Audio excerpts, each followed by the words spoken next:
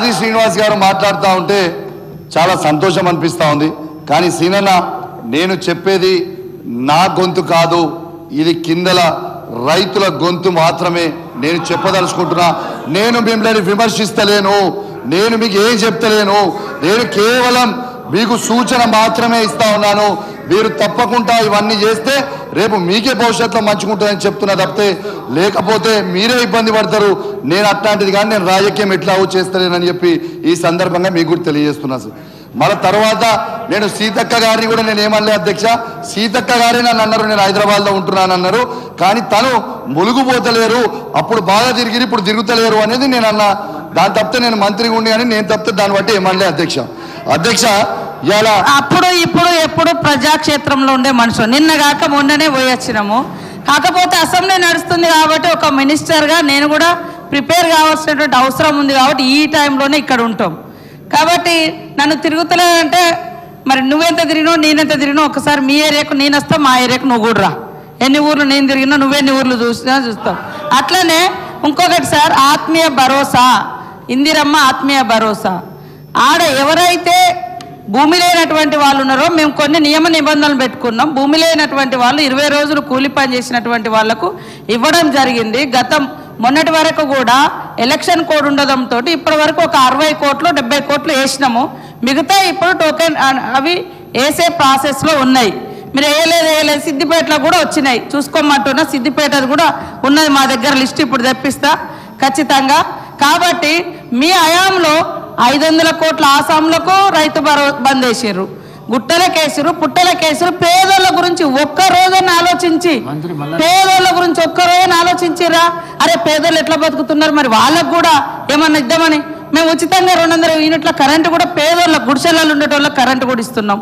500 భారం తగ్గించి 500కే దేశంలో ఎవరు ఇయ్యని విధంగా గ్యాస్ ఇస్తున్నాము. పేద బిడ్డలకే ఎర్ర బస్సులు ఫ్రీగా చేయడం జరిగింది. మరి దాన్ని మీరు ఓర్చుకోలేరు, పైనుంచి మీరు తిరగట్లేదు. మీరు నీకు నాకు నీ లైఫ్ స్టైల్కు నా లైఫ్ స్టైల్కు చాలా తేడా తమ్ముడు. కాబట్టి వాస్తవాలు తెలుసుకొని మాట్లాడాలని కోరుతాను.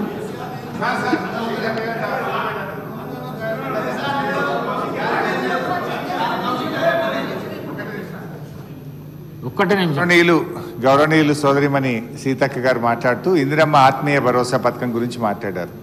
ఇందిరమ్మ ఆత్మీయ భరోసాకు ఈ బడ్జెట్లో 930 కోట్ల రూపాయలు బట్టి గారు పెట్టారు. 930 కోట్లలో ఎంత ఖర్చు పెట్టారు ఇప్పుడే మీరు చెప్పారు.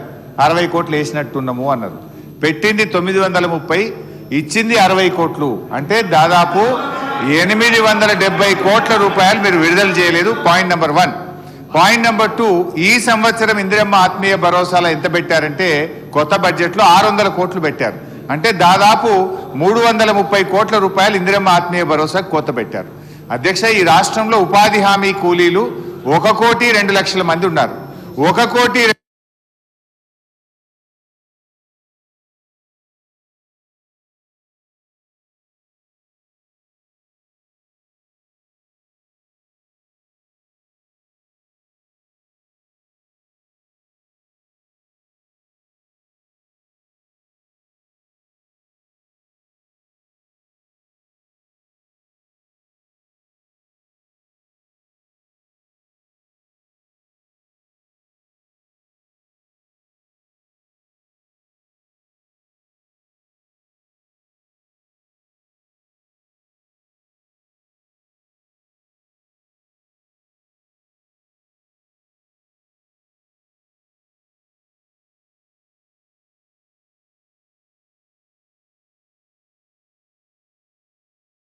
ఫస్ట్ ఫేజ్ అవుతుంది.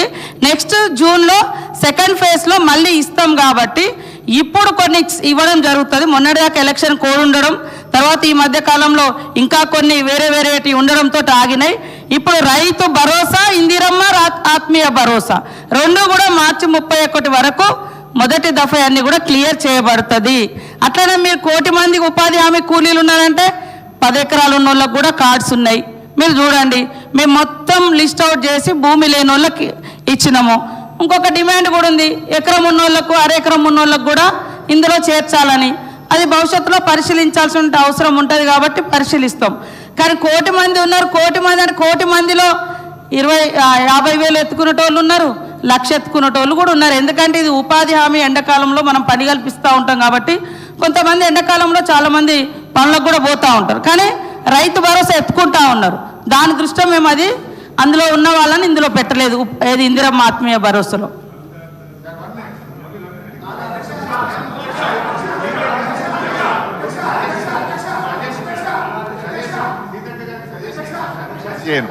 సీతక్క గారు రెండే పాయింట్లకు నేను ఎక్కువ టైం తీసుకోను. ఒకటి, మీరు రాళ్లకు గుట్టలకు ఇచ్చారని పదే పదే గౌరవ మంత్రి గారు చెప్పారు. నేనంటే రికవరీ చేయండి. ఒకవేళ అట్లా రాళ్లకు గుట్టలకు ఎవరికైనా ఇచ్చి ఉంటే ఆ వివరాలు బయట పెట్టండి. నంబర్ 1 రికవరీ చేయండి. నంబర్ 2 అధ్యక్ష, క్విక్లీ ఇందిరమ్మ ఆత్మీయ భరోసాలో మనము కూలీకి ఇచ్చేది 12,000. ముఖ్యంగా దళితులు, గిరిజనులు, బలహీన వర్గాల్లో ప్రభుత్వ భూములు పంచినప్పుడు తాతలకు పంచితే పిల్లలకు వచ్చే వరకు 10 గుంటలు ఉంది అధ్యక్ష. 10 గుంటలు ఉన్న వాళ్ళకు ఎంత వస్తుంది అధ్యక్ష? రైతు భరోసా 3,000 రూపాయలు వస్తుంది. 10 గుంటలు ఉన్న పుణ్యానికి ఇవాళ 12,000 రూపాయలు వాళ్ళు నష్టపోతుండ్రు కదా.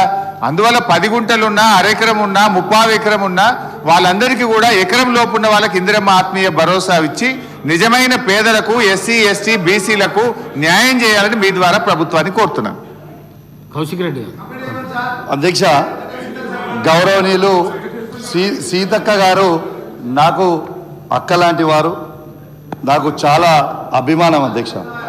అయితే సీతక్క గారు ఇంతకుముందు అన్నారు అధ్యక్ష, హుజరాబాద్లో నువ్వు ఎంత తిరిగినావో వస్తావు రా అని. నేను ఆ సవాల్ని నేను స్వీకరిస్తున్నా అధ్యక్ష. తను ఎప్పుడు రమ్మంటే నేను హుజరాబాద్. కౌశిక్ రెడ్డి గారు సీతక్క అక్క లాంటిది కాదు, అందరికి అక్కనే. కానీ నువ్వు సబ్జెక్ట్లోకి వెళ్ళిపో. ఇంకొకటి లాస్ట్ అక్క, ఒక్కటి సార్, ఎందుకంటే అది ఒక్క నిమిషం అక్క. ఇంకొకటి కూడా అన్నారు సీతక్క గారు.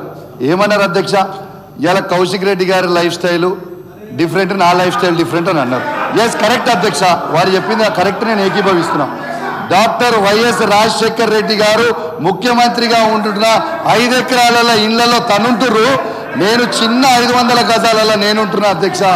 ఎస్, తన స్టేచర్ నా స్టేచర్ ఒకటి కాదు అధ్యక్ష అని కూడా ఈ సందర్భంగా మీకు తెలియజేస్తా ఉన్నాను అధ్యక్ష.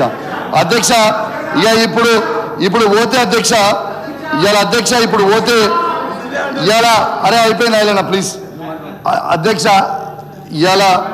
ఒక్కసారి మీరు ఆలోచన చేస్తే ఇవాళ బీఆర్ఎస్ పాలన రైతులకి స్వర్ణయుగం, కాంగ్రెస్ పాలన రైతులకి సంక్షోభ యుగం అని చెప్పక తప్పదు అధ్యక్ష. ఎందుకంటే మీకు కొన్ని ఉదాహరణలతో చెప్తున్నా అధ్యక్ష, ఉట్టికి కూడా చెప్తలేను అధ్యక్ష. 2014-2015లో 34,97,571 ఎకరాలకి వరి సాగు విస్తీర్ణం ఉంటే అధ్యక్ష, 2023-24లో 1,18,10,992 ఎకరాలకి విస్తీర్ణ పెరిగింది అని చెప్పక తప్పదు అధ్యక్ష. ఇప్పుడు అంటే 83,13,421 ఎకరాల పెరిగింది సాగు విస్తీర్ణాన్ని చెప్పక తప్పదు అధ్యక్ష. అధ్యక్ష, ఇదే సమయంలో వరి ధాన్యం ఉత్పత్తి 2014-2015 అధ్యక్ష కేవలం 68,17,273 టన్నుల నుంచి ఇవాళ 2,60,88,127 టన్నులకి పెరిగిందంటే ఇది కేసీఆర్ గారి హయాంలో పెరిగింది. వాస్తవం కాదా? ఒక్కసారి మీ గుండె మీద చేసుకొని ఆలోచన చేయండి అధ్యక్ష. అంటే 1,92,70,854 టన్నుల ఉత్పత్తి పెరిగింది. ఇది వాస్తవము. దేశంలోనే నంబర్ 1గా నిలబెట్టింది ఇది కేసీఆర్ గారి ప్రభుత్వం అని చెప్పక తప్పదు అధ్యక్ష. అదేవిధంగా అధ్యక్ష 2014-2015లో అధ్యక్ష పత్తి సాగు విస్తీర్ణ 41,83,000 ఎకరాలకి ఉండేది అధ్యక్ష. అదే 23-24లోకి వచ్చేసరికి 60,53,000 ఎకరాలకి ఈ విస్తీర్ణ పెరిగింది అధ్యక్ష. అంటే దాదాపు 18,70,000 ఎకరాలకి ఈ విస్తీర్ణ పెరిగింది కూడా ఈ సందర్భంగా మీకు తెలియజేస్తా ఉన్నాను అధ్యక్ష.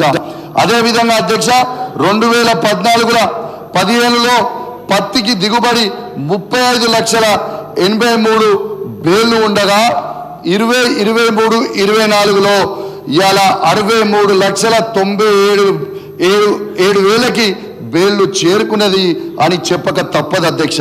అదేవిధంగా అధ్యక్ష, ధాన్యం సేకరణ ఇవాళ రైతుల కోసం ఈ 10 సంవత్సరాలలో కేసీఆర్ గారి ప్రభుత్వంలో 1,33,000 కోట్ల రూపాయలతో రైతులకి చెల్లించి 722.92 లక్షల మెట్రిక్ టన్నుల ధాన్యాన్ని సేకరించమని చెప్పక తప్పదు అధ్యక్ష. అదేవిధంగా 11,437